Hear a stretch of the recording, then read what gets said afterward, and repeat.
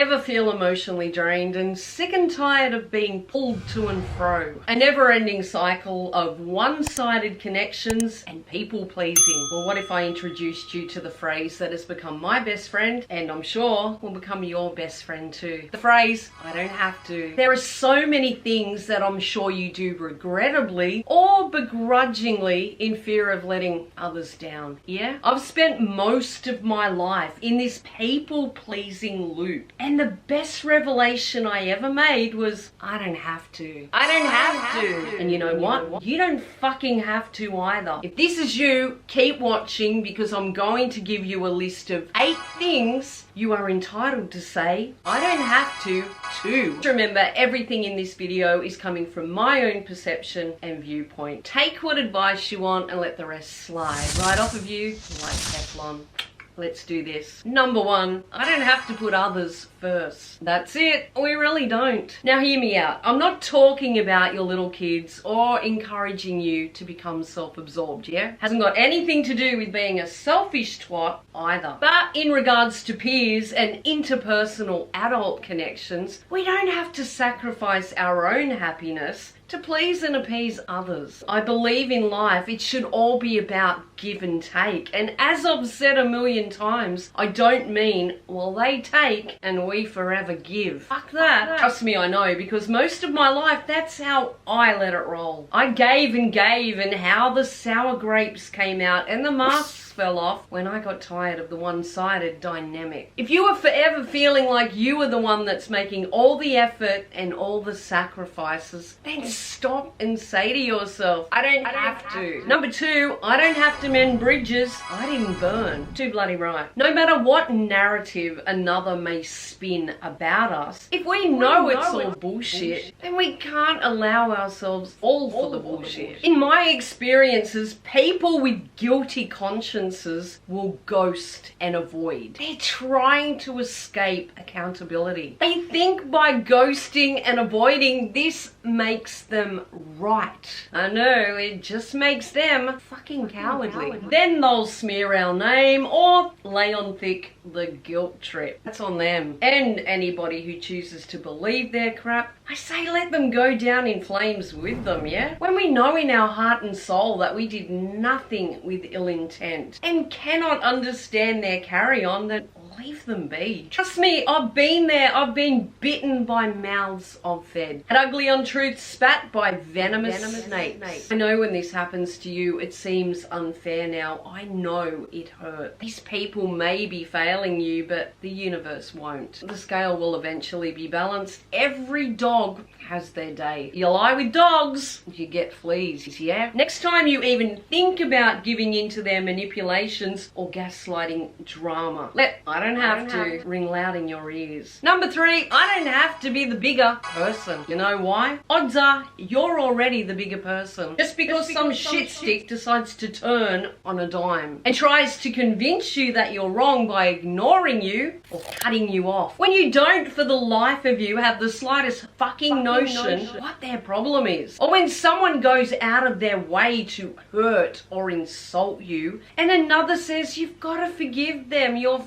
been friends for so long, or they're your family. No. This does not mean you have to sacrifice your morals, emotions, or anything else just because someone else expects it of you. Friends, interpersonal relationships, family. If you've got to walk on eggshells or twist and sway for their every turn of the tide, you're forever wondering what the bloody hell you've done wrong now, when for the life of you, you believe you've given them your best. And they still want to paint you as some sort of villain. Let them bloody be. Anyone of maturity or emotional intelligence genuinely cares about you. And your relationship, they will talk to you if they have a problem. They won't drop you like a hot potato or throw you away like yesterday's garbage. They hurt you and refuse to take accountability. Don't you take it for them. True friends stand by you, and family is whoever makes you feel at home. Remember those 4 words. I don't have have to. And leave them to figure this journey called life on their own. Number 5, I don't have to make all the effort. That's it. If you are forever the one reaching out, forever the one visiting, forever the one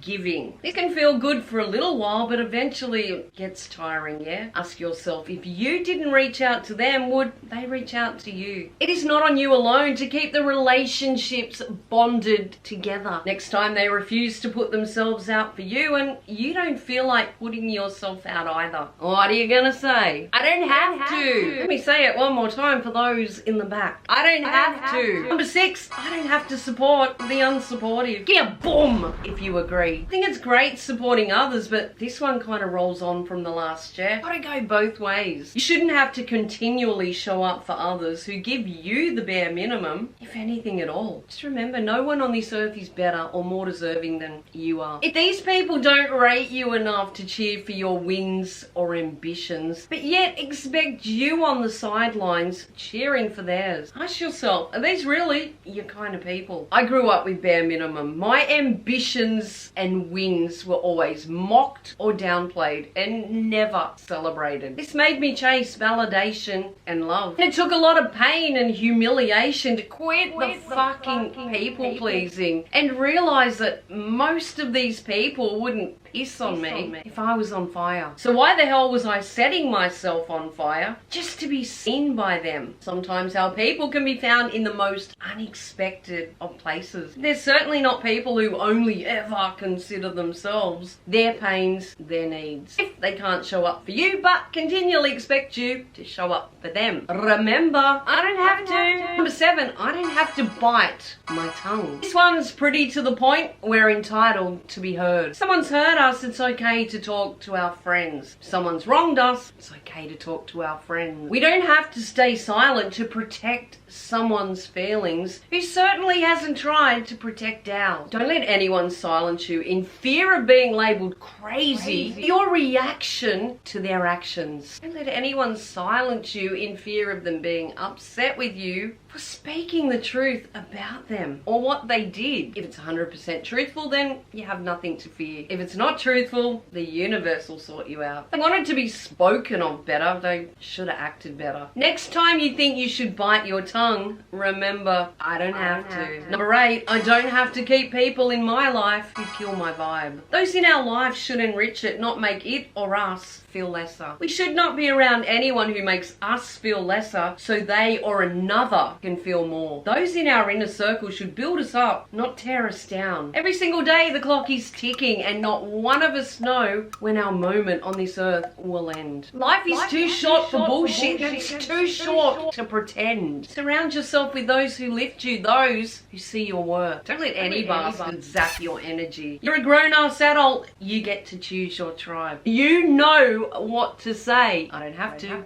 They ain't my fucking vibe. Thanks for being here. Stay awesome. Now go get what's yours. Break out of your shell.